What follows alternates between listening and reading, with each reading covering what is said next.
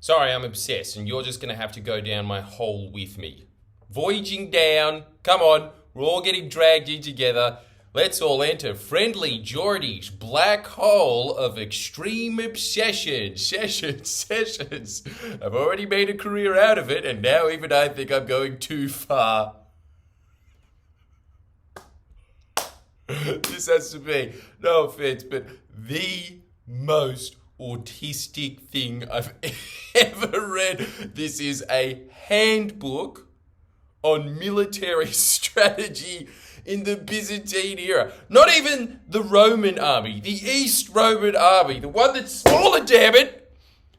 And I'm reading it, and I gotta say I love it. And you're coming with me. You are coming with me because there is something at the beginning of this that is beautiful, and I'm going to be talking about it on the Alcohol Hackcast podcast. I'm going to be making a whole damn stand-up show about this fucking guidebook. It's incredible. It's The Art of War, European style. So, a lot more puffy pants. And who could forget those swords that I assume were only fashionable on pirate ships that are really thin. I really don't like the idea of getting poked by one of those. I would much prefer the medieval, sword, just nice and blunt and like, well, at least some of my ribs were crushed as well, so there was no going back from that. But that little, it's like the thought of somebody just putting in, you ready for this? A needle in your eardrum. Don't you reckon? It reminds me a lot. There's this baby that I used to know, and you could tolerate all of its other screams. Well, I couldn't tolerate it if I was there for a second by myself. Nighty-night forever. Yes, there was one particular scream, and that was the needle through the ear. Well, that's got absolutely nothing to do with military strategy in the 800s. But anyway, as a surviving manual, it's actually beautiful. It's probably the most beautiful book I've ever read. Seriously. The sentiment behind this is noble. More or less, it's that warfare is a terrible thing and it plagues us, and in the Byzantine context, it was their last resort. They'd always go to bribery, showing people how nice their churches were, giving them the gift of rosemary, the stuff that grows on the side of the street, and when you steal it from a grandma in your street, she is seen as a compliment. So even she's giving you gifts. She's the Byzantine emperor of now, the one with the slightly better garden than everyone else's. Spend a lot of time on it though, don't you, Dale? This one, let's move on to it. I just want you to, it would have been good if I highlighted this point as well, but there is a, Jesus Christ, this is so, we're really getting to that stage on this channel, aren't we? Just, I'm a high school teacher that's been doing this job for too long, and now I'm just going to pin everything into geography somehow that I'm just reading at the moment. What am I reading right now? More Jack Reacher. Well, Rome's somewhere in the world. Anyway, listen to this. This is how this book starts. First of all, it's so intelligent, this book.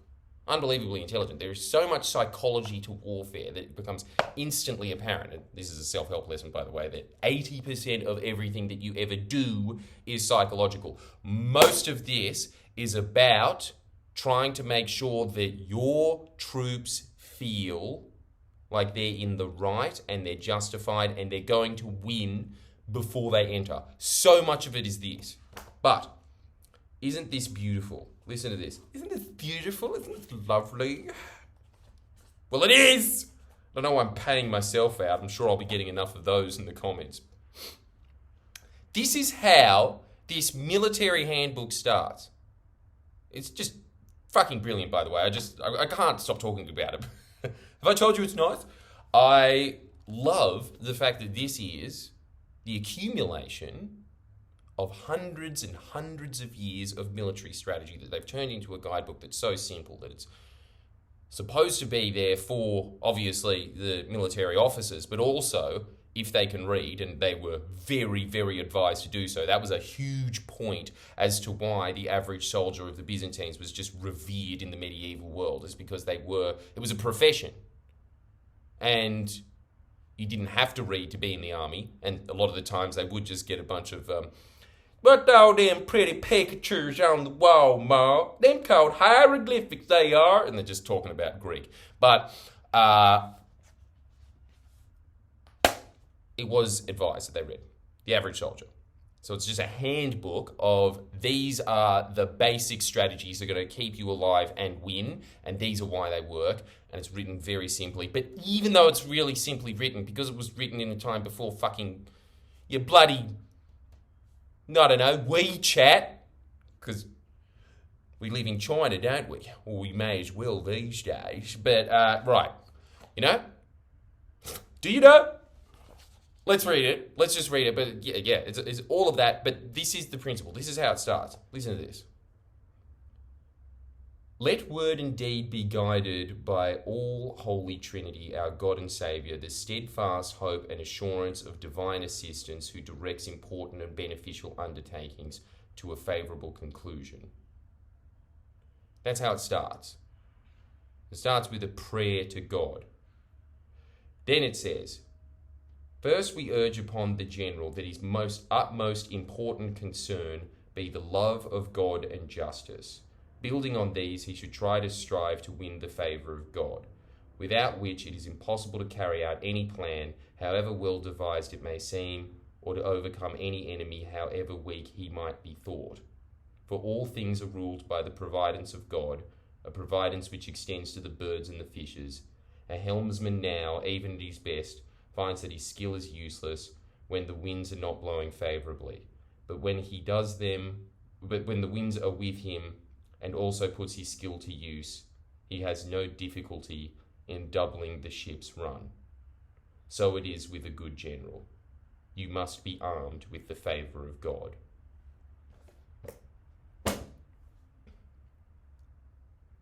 It brings a tear to my eye. Doesn't that bring a tear to yours? Wouldn't you want to be led by a general who had that noble of a purpose in his mind? I'm balling here. It makes a difference. A lot of the times, throughout Byzantine history, it's more or less just 1,000 years of severe, heartbreaking losses. Constant territory raids. Constant loss of territories. Brutal time to be alive, where might and force truly ruled. And yet in a weak, diminished position, they were able to withhold throughout the Dark Ages into the Middle Ages and brought the best of Europe, the philosophy, interest in the sciences of Greece, the education of Greece, I suppose, the governance of Rome, and Christianity, those higher ideals that are seen in this. And it littered throughout it. This is a soldier's handbook. This is essentially how to kill people. But even then, it's more about if it is God's will, it will be done. They're trying to instill that into their minds.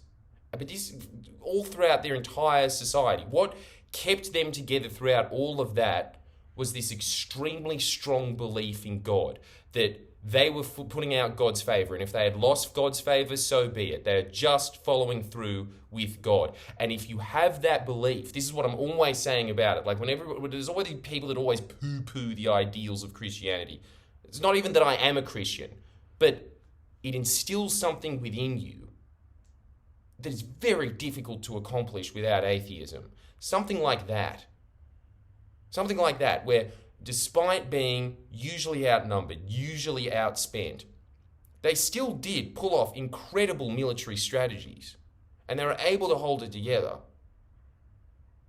Before they went into battle every time, they would say things like, God is on our side, and chant that, and then they go into it. But what they are doing there is instilling into everybody that there is a higher purpose and there is a higher meaning, and even when they're facing death, there is still something at the back of their mind saying, there's a bigger plan for you. Now, you can sit there and say that there's evil intentions behind that. I don't think there is. I think that it was a dark time. It was the Dark Ages. What a corralling feeling to have in such a time. No wonder people turn to God. Anyway, that's the that's the point. But it's just this whole thing of like, your spirit is animated to the point that you will sacrifice your life. And all credit to them. They really did sacrifice their lives for something much greater. All of those books, all of that literature, all of those ways of organizing society that were just in every way superior, they could have been extinguished. But they kept that alive through that time of extreme pressure. They used whatever was at their whim to keep that alive. It wasn't just the emperor there that was doing this. This was down to the average person. The average person had a reason for preserving that. That's what I want from you. What's yours? And I'm going to ask you to do probably the lamest thing I'm ever going to ask you to do on Friendly. Sorry, what channel are we on? That's right, there's no editing effects whatsoever. Jordan Shanks. I want you to do that. That was their purpose. What's yours? I want you to write something down that is seriously as awe-inspiring as that. That's your challenge. Just put on, as usual, just put on the music, whatever, just like gives you that awe-inspiring feeling. And I want you to put that in, because just remember, people were willing to sacrifice their lives to that. Generals were fighting wars, not so much for territory, but for this.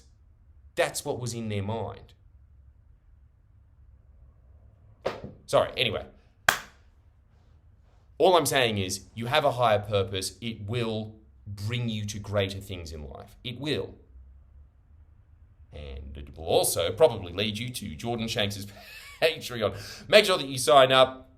You want an extra video? You want an extra 2 videos? You know what to do. You need to give me less than a cup of coffee, and I will give you a mental jolt, I suppose, like coffee does. Mine's better. That's what I'm saying. My coffee is better. I'm your barista. Get your hit. Links in the description, and that's your homework. I want you to think of a higher purpose that is as awe-inspiring as that for you. I'll see you next time.